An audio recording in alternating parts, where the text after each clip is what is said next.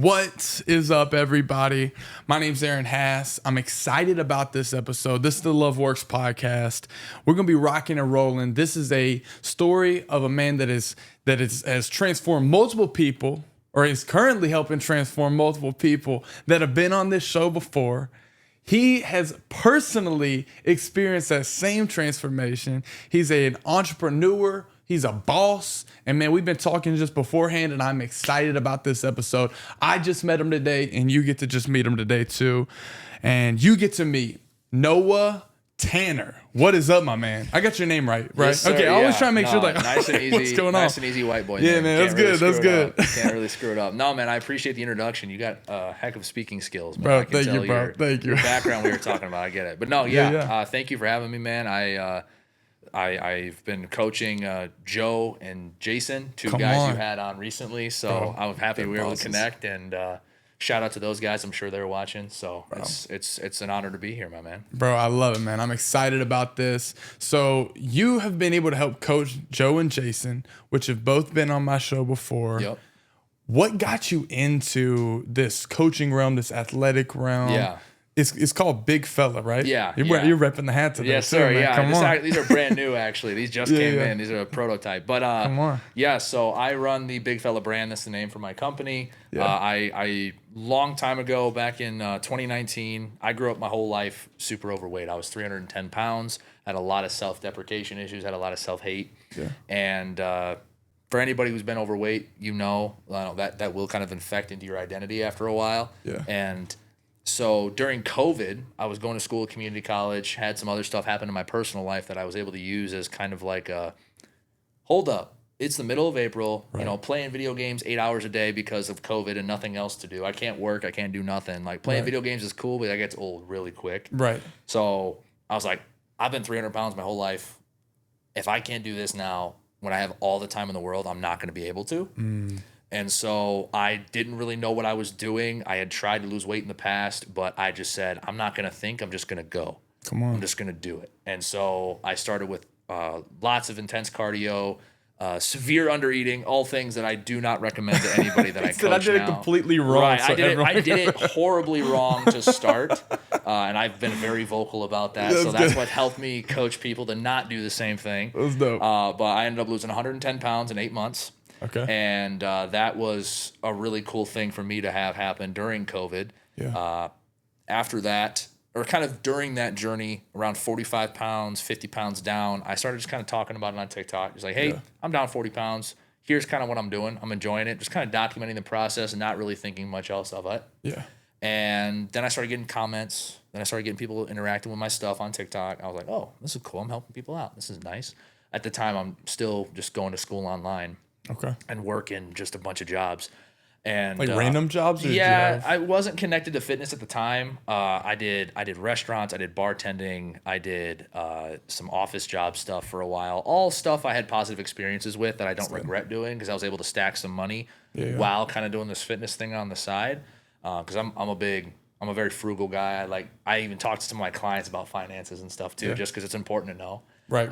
And that's so I kind of taught myself a lot about life just through YouTube University. Come on, shout out. during COVID. Like I would exercise in the mornings and I would teach myself, how real estate worked, how finance works, just like the basic stuff that I thought I needed to know. I needed to lock in. Yeah. Like Are you in real estate now or no? I don't do any real estate stuff yet, but I know how to invest in. I'm looking into buying a house, but it ended up, just investing in general is able to set me up really nicely, and I'm really thankful that I took the time to do it. But like I said, that came off the back end of some other stuff happening in my personal life where I lost somebody really close to me, and I was like, ain't nobody coming to save me. Yeah. I got to do this myself. So that's kind of where that came from. And during the weight loss journey, I was posting about it on TikTok, like I said, just kind of staying in my own lane, working a bunch. And then one day I was on a live stream on TikTok, and I was just talking, just answering questions. And then a girl, her name is Kayla, shout out Kayla. She said, hey, I have an eating disorder and your videos helped me eat today. And that was super cool because I know what disordered eating feels like. Yeah. It's a nightmare. I was tracking the calories in my toothpaste. I was freaking out. Like anybody, it's a very niche problem that not many people can fully relate to. Right. Like most people just like, oh, dieting, blah, blah, blah. Like that's just kind of the traditional old school approach for a lot of people. But if you Right. get too far gone in the dieting world, you can ruin your life if you're Wow. not careful. Because, I mean, you never want to go out to eat.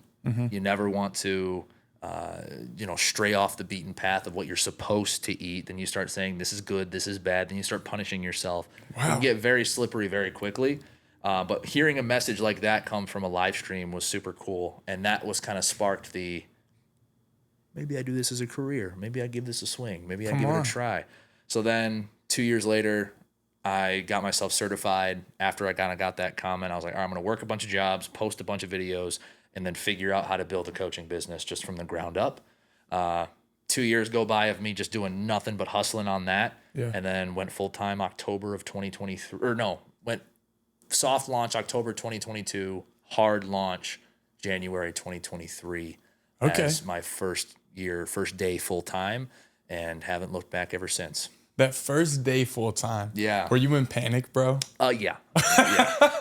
Yeah. get it. I mean, at the time I was working a bartending gig at Yeah. the yacht club, and really fun job that I really, really loved. And, if it ever hits the shan and I need to make money quick, everything else goes to absolute nothing, I'm going to go bartend. Like, bartending is fun. And it seems like Okay. you'd be probably pretty good at it too, because you seem to be good with people. And that's all Right. you really need to do. Hey. Just be good with people. And Maybe. so I'm a people person, and so I enjoyed the bartending, but that's a seasonal gig. So Okay. from January to St. Patrick's Day, it's completely closed. No one wants to go to a yacht club in February in Right. Michigan. So I was like, okay, off season's about to hit. I've been preparing myself. I've tested a couple like free clients and stuff. Mm-hmm. I'm just gonna go for it. Come on. And I went for it, and I did a whole bunch of stuff wrong, and I screwed up a whole bunch, and I got some clients that stuck around and clients that made a lot of progress, and I was learning the process. And my first few guys, Tristan, Lucas, John, I still talk to all these guys regularly. One of them I just flew out to Philadelphia to go see. That's I dope. still coach him today. That's so cool. And so I was able to just kind of build up from there, and I fell in love with business. It was incredibly stressful. I made a lot of mistakes, like I said, but I would not trade a single second of it for anything else. I love what I do, and I love the impact I get to have. What is the number one biggest mistake you've made throughout this time of you being in business? So would you say for like a business mistake? Personal and business. I think now that you're in it, it almost is like a part of your life. It is. Oh, it is. It is for sure. Biggest mistake, I'd say not knowing how to self-regulate and not knowing how to stop worrying about things outside of my control. Because you are going to get the short end of the stick every time. Yeah. When you're a business owner, like you are fighting an uphill battle almost everywhere you're going. Right. And there's no boss, there's no protocol, there's no, true. hey, I gotta have a meeting about this because blah blah blah happened. You are the meeting. It all happens up here. Exactly. So it can get, when I was younger, I mean, I'm only 24 now, but when I was younger, I have a lot of anxiety, and I'm not diagnosed, but I've talked to my mentor who is a doctor about this, who thinks I have it. So I'm just going to say that with the preface, there you go. asterisk, whatever. I know it is serious. You don't want to self-diagnose, but OCPD, obsessive compulsive personality disorder. Okay. And my mentor always says excessive compulsive personality trait. He's like, you get to choose if it's a trait or a disorder. That's in your interesting. control. And I thought that was super cool. But really what that ties into is I ruminate. So I'll spin on intrusive thoughts all the time. And so when you say like mistakes, I have something not go my way, whether it's like a client not doing what they're supposed to, or a sales call didn't go that way, or whatever. I'd just sit there and spin and freak out about it, and I'd let it ruin me emotionally. So that was probably my biggest mistake, is not separating myself from the business and realizing those are two different things. I poured all of my heart and soul into what I do, and I still do that, but I know how to detach and still be Noah. That's and good, not man. just be big fella. Come on. That's powerful, bro. Because I think what happens is, like, even for people that are like me or like you go like you going out with friends to a restaurant. Yeah. Bro, it almost feels impossible for me to disassociate myself from what I know needs to happen when I get home to the type of advertisement I want to do while I'm there. All right, oh, this is a brilliant idea. Let me try and do this now. So Yeah. like you get stuck in this world that you created, and since you created it, you think I'm gonna stay in it. Yeah. So I totally get that, man. What's one thing in Big Fella that you're like, if we can get there, bro, we've hit the mark? For the business? Yeah, for the business. It's a really good question. I really love what I do. I coach all of my people entirely one-on-one. And I've been told time and time again that pardon my language, but the give a damn Yeah. of what I deliver, everyone says that. Like, I've never once worked with somebody that said that they didn't feel cared for. They didn't feel like I wasn't putting out the best quality that I could do for them, which makes me feel good. I want to be able to do in-person events and eventually one day hopefully have a building, a center. That's dope. You know, like, but not it just be like a gym or a weight loss. And this is, again, 10 years, 20 years down the line. I have a lot of really cool projects in the works right now that I want to build first online.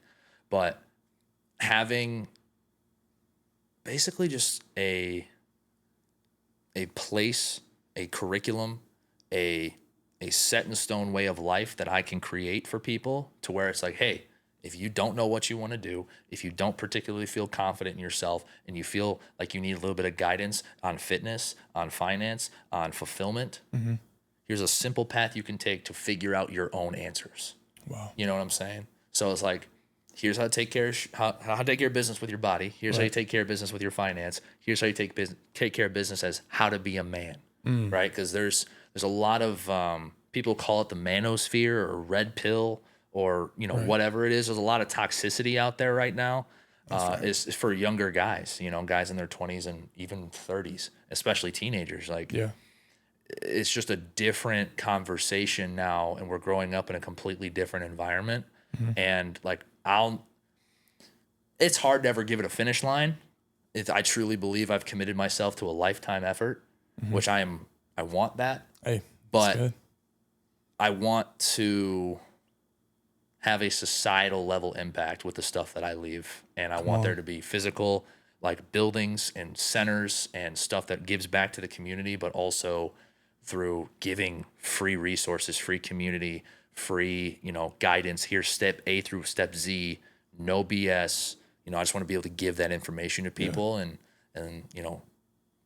allow younger guys to have a path to follow so they don't fall down a dark path, Man, that's incredible, bro. That's kind of a vague answer. I hope that, Dude, it's an incredible answer. made Like sense. even that last statement, man, like, you're talking, you want people to be radically transformed physically, emotionally, mentally, like all of the above. And it feels like, to me, like, that's just a part of your life. Like, you're like, man, I've seen what that dark corner looks like. Yeah. And I don't want another person to be in it. Exactly. So it's practically just compassion, man. it really, that's what it comes down to, is just teaching guys how to be compassionate. Yeah. It's a workable muscle. It's a trainable muscle. When you see people come in to Big Fella, or people that you're starting to coach, Yeah. can you tell if they're going to stick around or not? Sometimes I've been proven very wrong many times, both ways.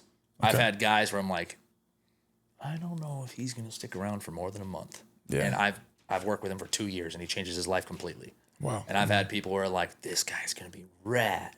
And then he, for whatever reason, I don't like to air out people's dirty laundry, but, stuff happens, life happens. People commit to things that then they're like, oh, So it's absolutely happened before. And it's my job to study and make sure that the people who do join know what they're signing up for. They know what they're committing for. So what I do for people is I get them in and I establish, hey, okay, our goal is weight loss here, which 90% of the people I work with, that's their goal. Yeah. Then here's what we're going to do, but we're going to make sure we do this in a way to where you are not trying to lose it the fastest. I always say when it comes to weight loss, you can either have it fast or you can have it permanent.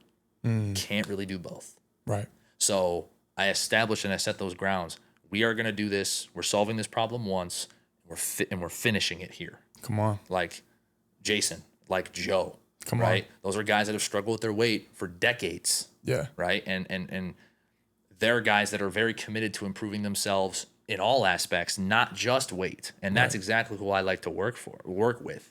You know, because if you lose over 50 pounds, it's not like there's a specific number, Mark, but if you lose over 50 pounds, you are changing your life one way or another. Like your lifestyle will be inherently different forever. Like you are going to be a different person. On. You know, it's different from like lose 10 pounds for summer to see my six pack. Exactly. You know, it's like it's way different.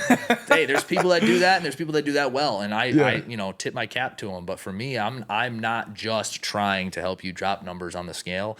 I'm trying to make sure you understand the habitual changes required and the mindset changes required, because if you can't celebrate a 10-pound victory, you can't celebrate a 51. You know, Jesus, that's good. That's what it comes down to, though. If you can't, most guys suck at celebrating their wins. And celebrating is probably not even the right word for it, but recognizing their wins. You know, you might even be able to relate to this. Yeah.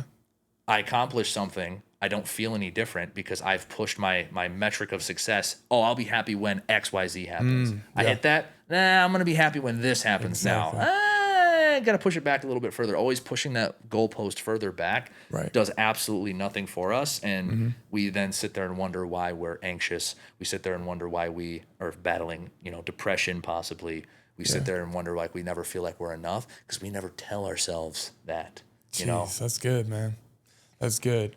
When you were in the sphere of COVID, you know, COVID's happening. Yeah. You're playing your video games. What were some of the most dark moments for you in that season? Maybe even leading up to that season. Yeah. Because there was a breaking point for you to finally say, yo, I'm done with this shit. Right. I'm stepping my game up. Right. Yeah. Yeah. I would say it was a culmination of multiple years of just being really disrespected, growing up with the wrong, you know, I had really good friends growing up, but I didn't really solidify those friendships until like late high school. Yeah. So a lot of my main friend group in high school, not all of them, but some of them were not the greatest people morally. And I got, you know, you're always going to get disrespected. You're always going to be the butt end of the joke most of the time when you're heavy. And so that's what I feel like I can connect with my guys like Jason and Joe so well, because they know what that's like. Right. You know, like you get into a roast battle where it's just friendly. Right. You're always the lowest common denominator. Oh, but Noah's fat. You know, that's always the end. Like you can't, you can't come back with, you know, because I can't call you fat because you're not. You know, I can't like, oh, but you're fat too. You can't say that. So for me, I would say it was a culmination of years of tolerating like disrespect in smaller ways. And like I said, I was kind of letting it seep into my personality and how I viewed myself, because I did not have the level of ambition that I do now when I was younger.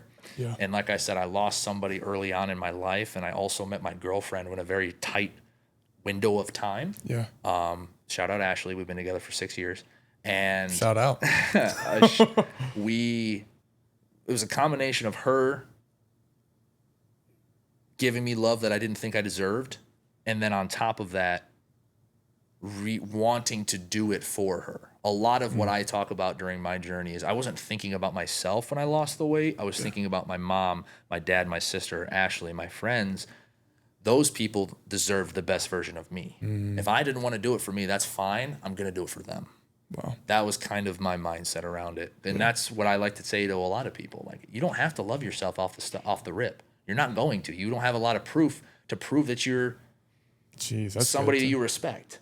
Yeah. You know, how I like to view it is you have a timeline. You have a linear timeline of how you've spent your life, right? And if I spend the first 18 years of my life severely overweight and saying I'll do things, but I never do them, I have 18 years of proof that I'm lazy, and I'm not calling all fat people lazy. That's not what I'm saying. But if I am saying I'm going to commit to something and I don't, I'm lying to myself. So I have 18 years of lying to myself as proof that that's who I am. Those are what my actions tell me that I am. And then as soon as you try to change that, you're like, I'm a fat guy doing skinny guy things. That feels very strange. So a lot of heavy guys have imposter syndrome. Like when they're on this journey, it's just like, I don't think I should be doing this. I'm, I was talking to a client the other day. She's like, I don't just work with men. I do work with women. And she was like, is this the right way to run? I don't want to get judged for running. I'm like, first of all, 99% of people are still on the couch. They're not even running in the beginning. Like, Yeah,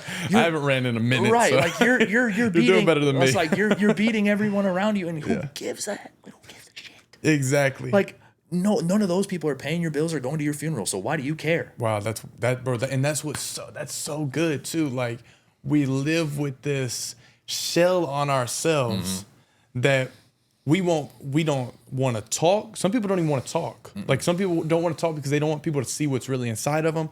We have people that just stay inside their house. They've got ambitions and dreams that they've pushed away. Yeah. It's like, yo, let's step into it. And if Right. somebody says some shit in the comments, So be it. bro, let them go. Right? Who cares? Does it change my life one bit? No. Exactly. I've been getting crappy comments for 6 years. Exactly. Does it stop me? No. It's only given me more. This business and the Big Fella brand has given me so much, like more than I could ever ask for. Yeah. And that only could have ever happened if I decided to just release any attachment to what I had to other people. Because I ultimately, no matter what I do, no matter if I'm saving puppies from a burning building, someone's always going to have some shit to say. Right. So Exactly. I can't attach my emotions, any of my my self-worth or my mood. I can't let my mood be dictated by anybody but me. Wow. And that takes good. a lot of hard work and a lot of self-reflection, and you're still going to screw up. But this is some of the dialogue that we have in the program when I work with my guys who are trying to lose, 50 pounds, 100 pounds. Like I said, if you have 20 years, 30 years of proof that you are this type of person and you're 2 weeks into a journey or 2 months into a journey, you're like, okay, I'm down 15 pounds, but I still feel like a fat ass, or I still feel like this person Right. I hate. That's normal. I'm like, yeah, you're duh, you're going to feel that way. You got 20 years of proof on this side and 2 weeks of proof on this side. Yeah, man, of course you're going to feel that way. Yeah. Don't think about it. Keep staying in the present moment of where you're at. Stop overthinking it. That's good. Just show up and do the same thing that I've told you to do every day, and those reps will stack. And then you'll start slowly seeing those wins. And then I start really breaking into like, hey, you realize you've hit a new belt loop this week, right? Hey, you realize that you're no longer say that you hate yourself anymore. You realize you're showing up in pictures now and you like the way you look, or at least you don't hate the way you look. And then once you kind of start stacking this proof, do you know who Alex Hormozy is? Oh, bro. I was watching him today. I figured. Okay, I figured. That's my guy. Yeah, dude. He always says confidence doesn't come from shouting affirmations in the mirror. It comes from creating a stack of undeniable proof that you are who you say you are. Wow. And that is the best way to put it. Other guys in the industry I'm a quote bank up here in the brain. So Hey, that's good. But that's really what it comes down to, is just stacking proof that you're this new version of yourself and you're not this old version. In this season of life right now, you're leading the way for a lot of people. Who's motivating you? That's a great question. I wouldn't say it's a specific person. Okay. I would say it is the stuff that I've seen. Okay. Because I have been through a lot in my personal life. I've lost people to suicide, and I've almost lost a lot more. And that's not the only motivator. It's a culmination of a whole bunch of stuff, kind of like tied into some of the stuff I said earlier. But I have seen how dark the darkness can get, as cringy as that sounds. Oh, that's real, bro. But I've seen how dark it gets, and I understand the importance of how much guys need to get better at compassion and empathy. Otherwise, we're just going to start dropping like flies. And we already are. Yeah. But there is a generational shift that will, happen as, because you're in your 20s, I'm in my 20s. Yeah. Once we become 30 and 40, we're going to be the head honchos running society. We got to make sure we got our shit straight. Right. And my belief is I'm here to leave an impact on the world. I want to make sure that we don't fall off into this, oh, I'm just gonna sit here and doom scroll and work a dead end job and hate myself this whole time because it's hopeless. That apathy is a very scary thing. When you Right. are apathetic about your own situation, go talk to somebody. If you know someone that keeps talking about how they just don't care about their well-being at all, that is a call for help. Right. Like, please recognize that. Apathy over your own situation is you're getting really close to the point of no return. Wow. And I know that way more than I want to. So as far as who motivates me and who leads my light, I've had some really close people to me go through some really, really dark stuff. And I see the importance of talking about having conversations like what you're having and the stuff that I'm speaking on about confidence and empathy and leading by example and sharing wisdom with others and collaboration over competition, because That's how you win too. that's how you win. There is no competition. There isn't any. Like, I don't understand that at all. Like, I get why people think, that there's a competition in like being successful. But as far as what motivates me, I want to leave an impact because I've seen, and I've been told by people in my program bluntly, it's like, I don't know if I'd be here without this. Wow. And that is something I take very seriously. Yeah. And so that's really what it comes down to, is I think that there needs to be some changes, because it's either you learn compassion and empathy as a young man, or you fall down the red pill pipeline, I'm blaming everybody else for my problems and not taking any accountability for my own actions. Like that. You know what I'm talking about, though. Not to name drop, but the Andrew Tates of the world and different people like that. Like, that's a whole sphere of influence that a lot of people are prescribing to. Right. And so I'm like, hey, It's like almost like you just push anger onto others to make you feel like you're in the successful spot. Yeah, well, even though that's the only reason you got to the successful spot. It's people who on paper look successful. They got the cars, they got the women, they got the social media followings, and they're preying on guys our age, saying, "Look at all the stuff I have. Look how successful I look." And then what they're doing is they're preying on their insecurity. They're preying on the younger guys who don't even really want that. They just want someone to blame for their problems. Wow. And so they're preying on that insecurity, and it's leading them down a very dark path where they just continuously are blaming others instead of taking accountability for their own action. And that's why I've fallen in love with just spreading wisdom and sharing the message and talking about more than just weight loss now. I had a really hard conversation like the turn of this year, because I was like, only talking about weight loss. I felt like that was my lane. I needed to stick to my lane. But it's just like, life's too short. I want to have a deeper impact. This is how I do it. I'm going to figure it out. Come on. And that's where Big Fella, like the actual brand and the logos and everything, kind of popped in, because it wasn't this way 2024, it didn't exist. So that's kind of how I view the world and where I kind of stand. Is I think that if we just continue to lead by example and go collaboration over competition and taking extreme accountability for your own situations, it's very uncomfortable. It sucks to go through, but it's going to lead to a hell of a lot more fulfillment than just sitting there whining and blaming other people. Bro, that's powerful too, man. So I talk to a lot of different content creators and people that are in this industry, and it's almost like their goal is to surpass certain, like, this is what I gotta surpass, I gotta do this. But I'm like, dude, the moment you start collabing with different people in the industry is the moment you're gonna find yourself growing, and you're gonna help them grow too. There's always room up top. Oh yeah. Like, it's like this is the bottom level playing field, right? This is what it could look like. Everybody's here. There's 4 people up top, man.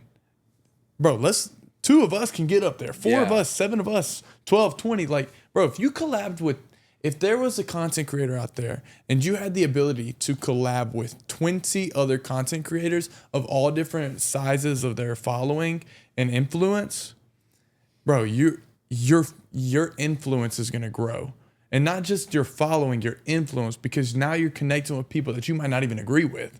Bro, you're winning. You're like, that's what winning looks like. Because if you're passionate about something, boom, there you are. That's incredible, bro. Incredible stuff, man. I love that.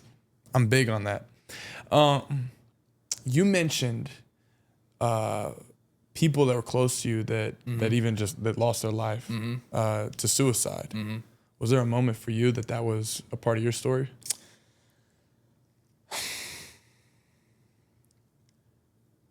I know how close people have gotten, and I understand, at least from what I've seen, I believe I understand kind of some of the stages that people will go through when that is on their mind. Yeah. I won't outright say that was a huge part or a huge risk for my story, simply out of the fact of I've seen the hurt that it does, and I've seen the void that it leaves for people. So it was never anything. I can say that I've had dark moments because I have, but I wouldn't say that it was ever a real serious someone call the hospital threat for me personally. Like, I thought that for a while, but then I saw it happen almost again, and I watched this person go through every single stage of grief, of apathy, of hopelessness, and I just saw how low someone can get, and I'm like, I never touched this point. Wow. Like, I never got that low. Like, I got low, but I was never there. And so I'm like, I see all of that, and I knew the person so well that was going through it that I knew how preventable it was, you know? So that's why I gotten so into, I mean, I've always been into exercise and lifting weights, and but specifically the running is something I've gotten into a lot more, because a healthy body, an active body leads to a calm mind. Depression hates a moving target. So Depression hates a moving target. Jeez, bro, that's a banger. good. I love that one. Good. I love that one. That's good, bro.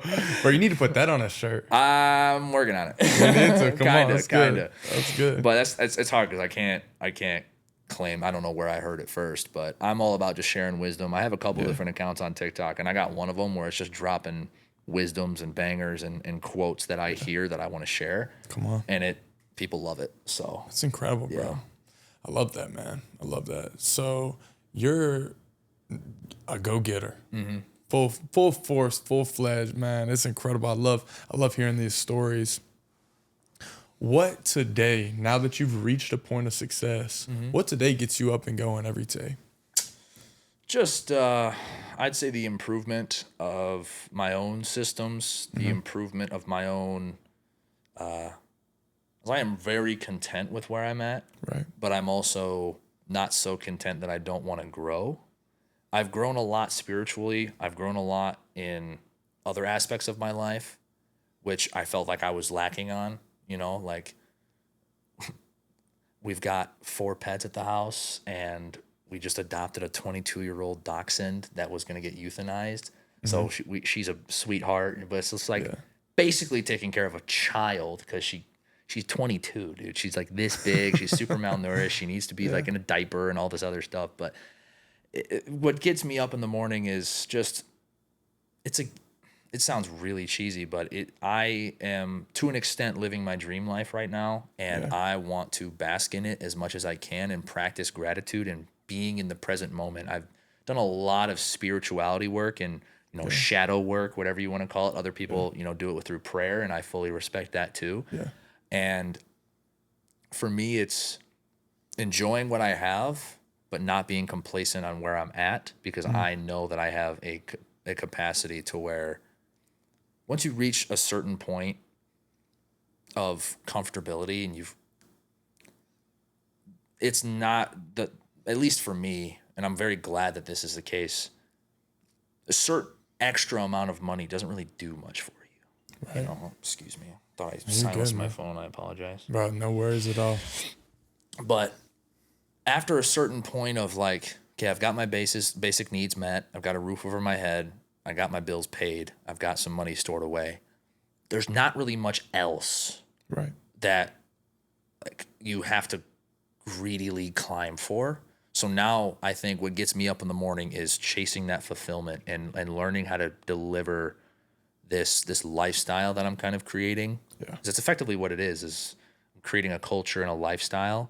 I'm trying to get better at making it a brand, making it an identity, doing more stuff in person, and just that fulfillment of getting I love when people have an aha moment with me. Yeah. When they have a light bulb moment, that is my crack, dude. I had it happen on the phone the other day. I said, what did I say? With my client James, I was on the phone with him, and he's super burnt out, and that was his thing. Is he fights burnout a lot, and he overthinks a lot. And I'm like, you and I need to have a slow down, sit down, because you are making the same mistakes over and over again. You need to view your head like a pot of water. When you are stressed, when you are burnt out, when you are angry, your water is boiling. You cannot see your own reflection in boiling water. There's too much movement. The only time you can see and think clearly is when the water is still. And he's like, I get it now. I get it now. I get it now. I get it now. He literally said it like 6 times in a row.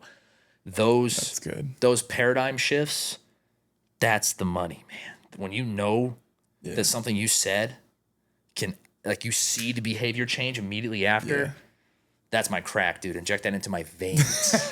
He said, get it in my veins, Oh, bro. man. Come on. I love it. Bro, I'm with that, bro. I love that so much.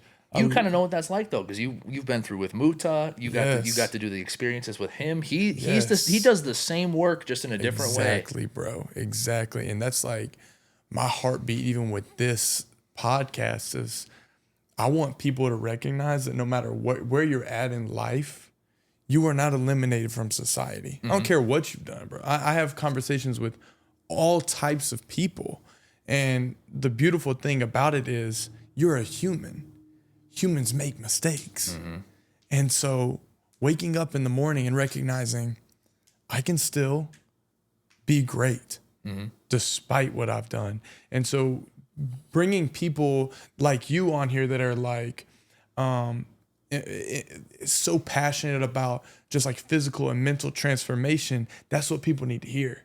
Having people like my pastor on here, like that's what people need to hear, because they're able to recognize, oh, I'm not alone in this. I'm not alone in this. There's people like me, and that's why this is so fun to me, bro. And what you're doing is incredible. It's Thank so you. incredible. Absolutely, I man. appreciate that a lot. Absolutely. That's why I reach out to you. Like I reach out to some people, just like I'll cold call them, I guess is what you could say. That's what you got to do. And I was like, man, this guy would be so cool to have on here. It'd be fun to just have this conversation, because even though our brands are different, they still align. Aligned, for sure. So I completely agree. I completely agree. absolutely, man. So I've got a tradition on this podcast. Let's do it. It is where I open it up for my guest to ask me any question, uncut, unfiltered. What's your question for That's me? crazy, because I was not going to let you end this without me asking some stuff to you. So that's Okay, that's good. That's good. I would say 5-year master plan for Love Works Okay. and for Aaron. Yeah, that's good. 5-year master plan for Assuming everything goes perfectly right, which we know it won't. Assuming exactly. we can all hold our hands around the campfire and sing Kumbaya, everything goes perfectly. What do you... All right. 5-year master. I'll start with Love Works and then I'll go to me. 5-year master plan for Love Works. What I really want is to open up a like creator studio. So not just one spot where I'm recording, and not even just multiple locations, but one like big building with probably 10 to 15 rooms in it. And I've got people shooting videos and content in all of them. I think it'd be so dope. Yeah. And even like attach that with like a place where I can actually bring people in and help them. So maybe some people need food, a place to stay. I want to be able to bring in like people to stay there and live there if they need to for the time being. Be a boon to the community, not just for your own personal gain. Absolutely. That's it right there. So 5 years, that's the goal. I don't know fully what that looks like. I've been kind of writing out like this is what I'm wanting. So I haven't put a ton of action into it just yet. So that's that 5-year goal. 5-year goal for me. Yeah. Man, that's a phenomenal question. Dude, I want to be able to be fully out of debt, which I'm actually trying to do that by the end of this year. Sick. Yeah. I would like to own my own home. And ultimately, bro, a lot of flight credits. I want to be able to fly a lot of places and do a lot of recording there. So That's what's up. That's what's up. yeah, man. Let me travel. Let me Yes, just sir. meet some really dope people. Yeah, that's 5-year goal for me. Those are kind of basic, simple things, but nothing like. Hey, man, all I'm going to say, you got the equipment, all this beautiful equipment, not shit. This beautiful equipment can fit into a suitcase. Come on. You're one DM away. That's right, bro. Closed mouths don't get fed. That's the truth, bro. That's the truth. I took one trip. So I asked a guy named Sam Wall.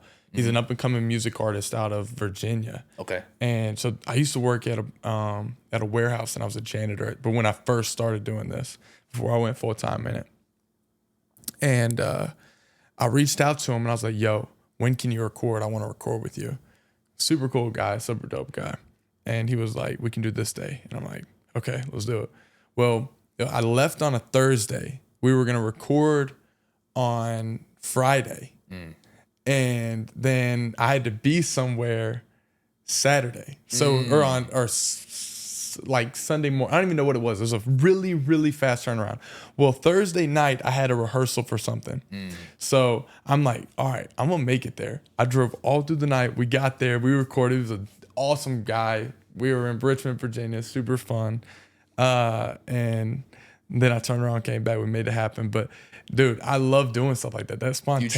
You drove from here to Richmond? Yeah, overnight. What was that, like 10 hours? Yeah, about something like that. Yeah. That's crazy. It was, dude, it was That's dope. Yeah, Man. See, that is, so many people are so much closer to what they want than they think. Yeah. There's a lot of people that have said some really profound things about this, but it's like, first of all, most people are overestimating what everyone else is doing. Right.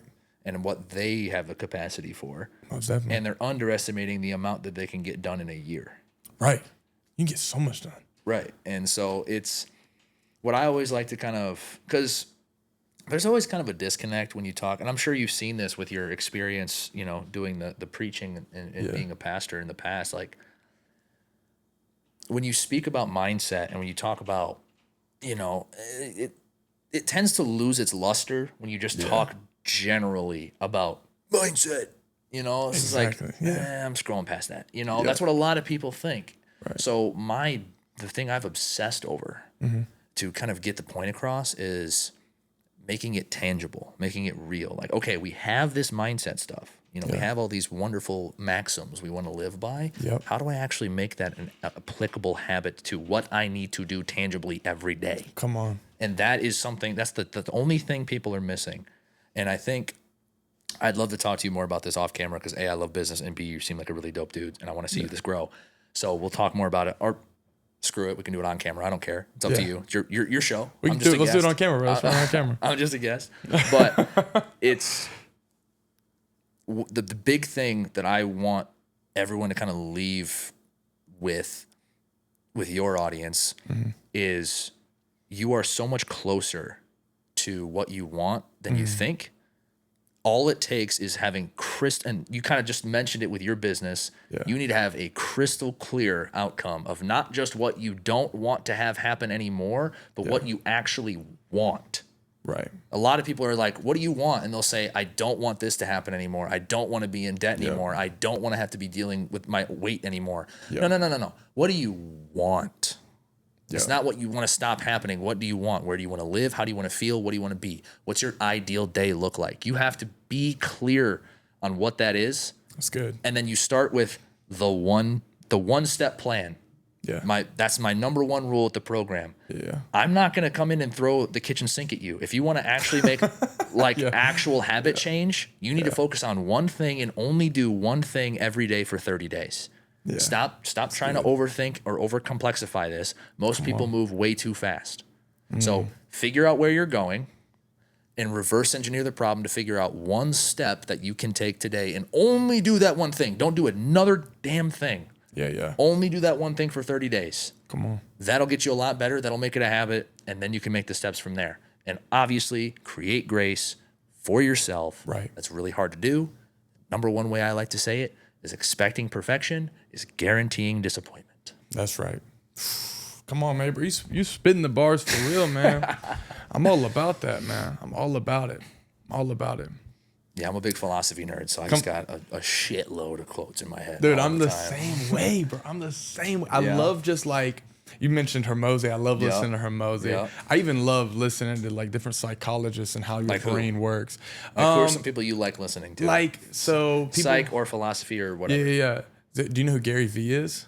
Dude, Gary Vee. So he's not like a philosopher, but dude, ingenious business guy. Mm-hmm. He kind of like Hormozy is one of those guys I like to take in the information. Yeah. Gary Vee, I feel like is more similar to my personality. Yeah. So I'm like, all I right, can see that. I can catch some of his vibes and like his nuances a little more. Yeah. Bro, I love.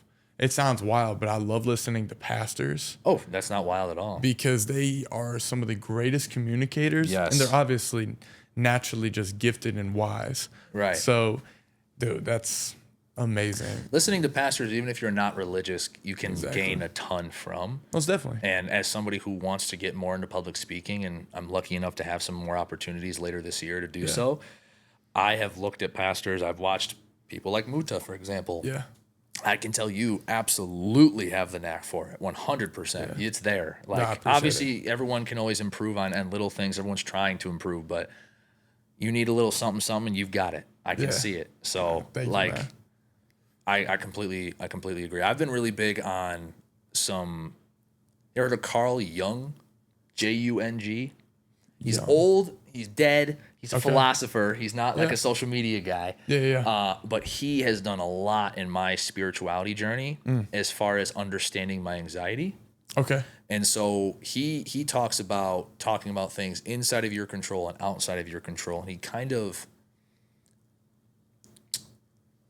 personifies anxiety a little bit Okay. in a good way to make it understandable. So he says anxiety is thought without control.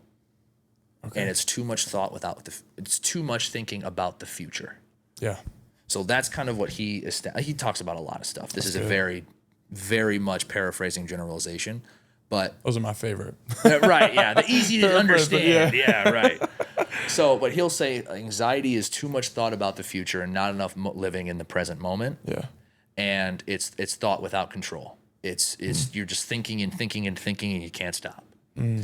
People, when you look at athletes, when you look at even people who have experienced combat, you know, any veterans that talk about combat, so many of them talk. I mean, obviously, there's some horrific things they see, but a lot of them will talk fondly about it almost. Like when they're actually in the heat of battle, athletes talking about being in the zone, you know, anybody who's really in it like that, the reason that they enjoy it so much is because they're not thinking at all. So he says anxiety is thought without control. Flow is control without thought.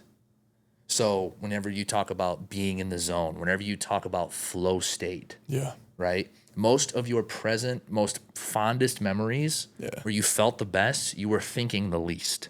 That's powerful. It's kind of a mind screw when you first understand it and read it. And I'm probably not doing the greatest job of doing it justice. Yeah. But I would definitely recommend anybody struggling with anxiety, dive more into the Carl Jung thing. And Carl Jung. because you hear these people, these gurus on the internet saying, you know, go drink some water and sleep 8 hours a day and you know, meditate. Nobody knows how to fucking meditate. It's like you can't just talk to some random guy working as an accountant in a small town raising 2 kids and meditate. He's not going to know what to do. Right. So when you kind of explain it where meditation is just that flow, but you're not doing anything. It's just stillness. It's good. It's just making the mind still. That's the hard way to do it. The easier way to do it is go exercise.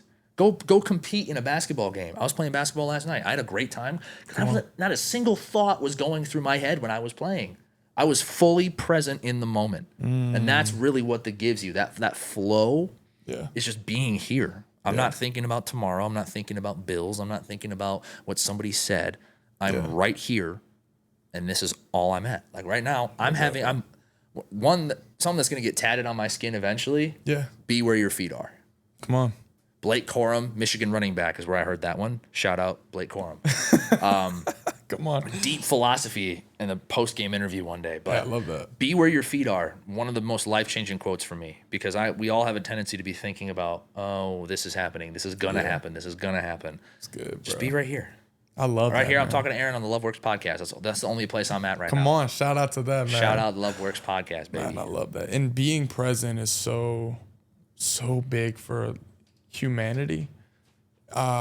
People, men especially, bro, we live doing.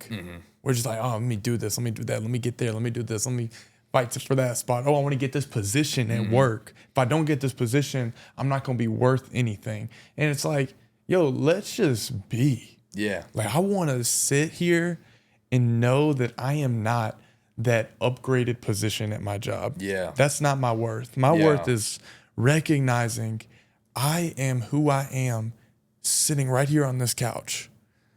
Even though it's a grandma couch, you know? But like, I dig it. That's what it's about.